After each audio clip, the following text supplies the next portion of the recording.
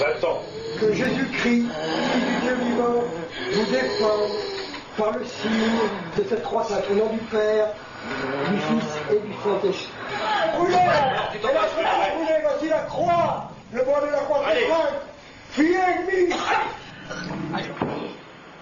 La posesión es ya el caso más grave y se llama posesión porque a ratos, porque no es que siempre el enfermo, el sujeto esté así,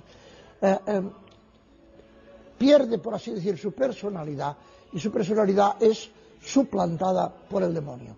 Es decir, ya no habla ella, habla el demonio por su boca, ya ella no es en aquel momento totalmente libre, sino que hace cosas que ella no quisiera hacer.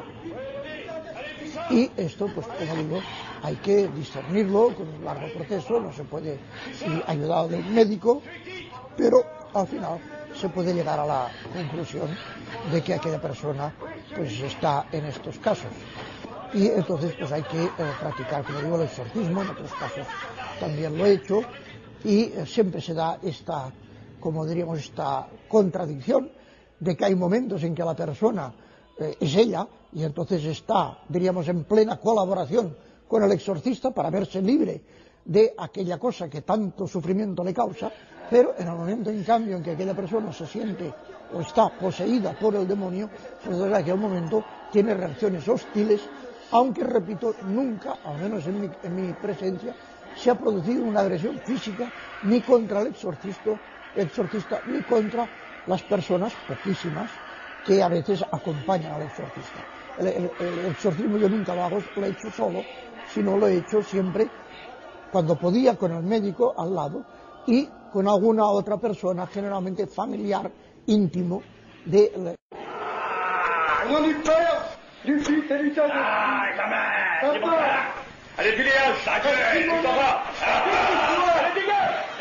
Au nom du Père, du Fils et du Saint-Esprit. Dégage, je guéris. Je te l'ordonne au nom de Jésus-Christ. À qui tu t'obéis. Estamos viendo exorcismos reales. Cada caso es distinto del otro, pues los diablos son seres personales, muy distintos. Cada uno agota su especie, dice Santo Tomás, y diversos son los síntomas de su acción. El exorcismo no es una operación ni fácil ni rápida.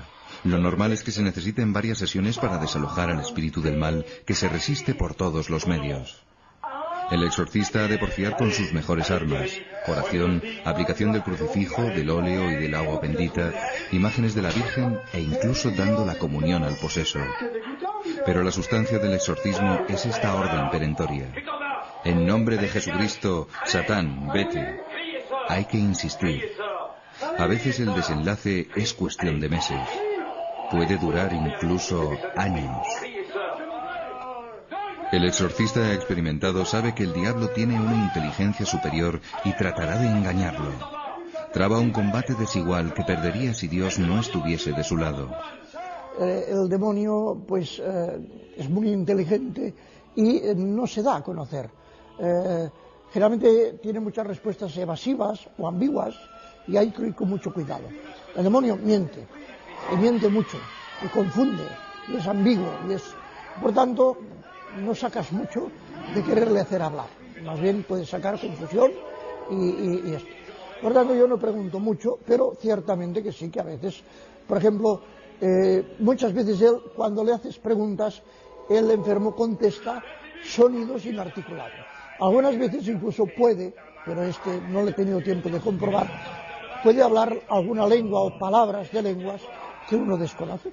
Entonces, pues, hay sonidos, hay palabras que uno dice, pues no acabo de entender por dónde pueden ir. Yo solamente he podido verificar alguna frase en latín, que es lo que, como lo conozco yo, pues he entendido y he podido dar testimonio de que era una lengua desconocida para el sujeto en cuestión. Comment vous sentez maintenant? Non, il n'est pas parti. Il n'est pas parti. Il est encore là.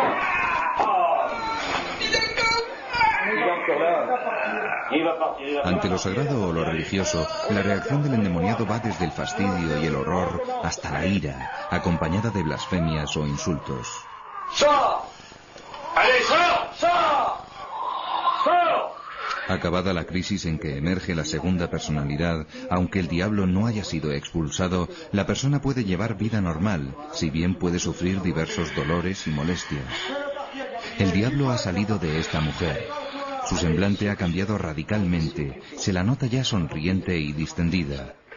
Dios nunca deja a la persona perdida en manos del espíritu del mal, sino que si la persona busca a Dios, le encontrará y le encontrará benévolo y con fuerza suficiente para sacarle, y que estas experiencias, después de ser liberada, le sirvan para el bien.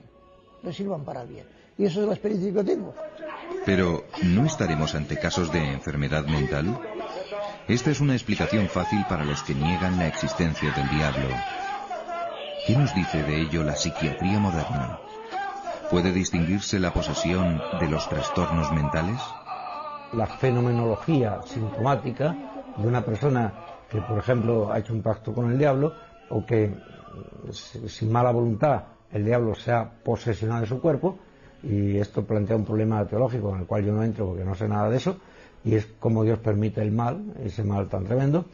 Pues esa persona puede tener síntomas que son bastante distintos a lo que ocurre en la psiquiatría, pero me parece que por muy sutil que sea el diablo, y lo es, y es mucho más listo que yo y que todos nosotros probablemente, creo que lo tiene muy difícil, porque quizás por su propia maldad organiza o realiza a través de la persona que posee y que le está sujeta acciones que son de una inmensidad, de una radicalidad y de un imperio que ninguna persona demente las haría.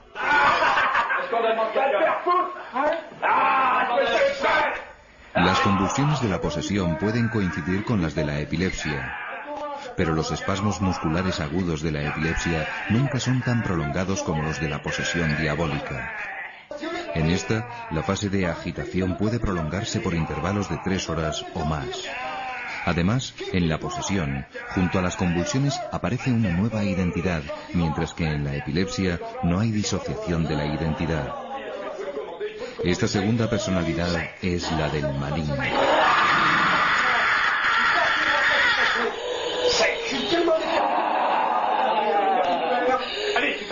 Aquello que la ciencia psiquiátrica no puede explicar, no es que no sepa o no quiera, sino simplemente que no puede, queriendo y sabiendo, me parece que sí es conveniente consultar con el exorcista. Hoy la Iglesia recomienda, ante un caso de exorcismo, pues que haya una consulta, una peritación por parte del psiquiatra. Y a mí me parece que esto es una cautela enormemente prudente y muy de agradecer. Es decir, la Iglesia en la actualidad ha defendido, y creo que ha sido una de las poquísimas instituciones que ha dado un paso hacia adelante en favor, por ejemplo, de la psiquiatría y de la psicología, en muchos casos. Es decir, la Iglesia nos da un ejemplo, como experta en humanidad que es, de no tener miedo a la razón. Los exorcistas saben que la gran mayoría de los que acuden a ellos son demoniados. Para distinguirlos, utilizan algunos trucos.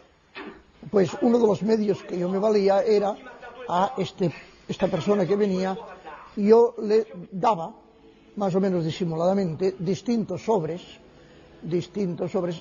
cerrados, sin nada por fuera que los distinguiera uno de otros. Y en uno de ellos había una estampa de Nuestro Señor o de la Virgen, y en los otros pues había simplemente un papel. Y se percibía que cuando aquella persona cogía el sobre, que yo sabía que dentro, pero nadie más que yo, sabía que dentro había una estampa, pues aquella persona se ponía especialmente nerviosa, rechazaba aquello, tenía como una desazón, incluso muchas veces tomaba una actitud agresiva con el sacerdote. ¿Por qué me ha dado esto? Usted me está fastidiando, usted me está... Y uno dice, bueno, aquí hay un síntoma de que esta persona tiene una percepción que no es explicable por pura razón natural.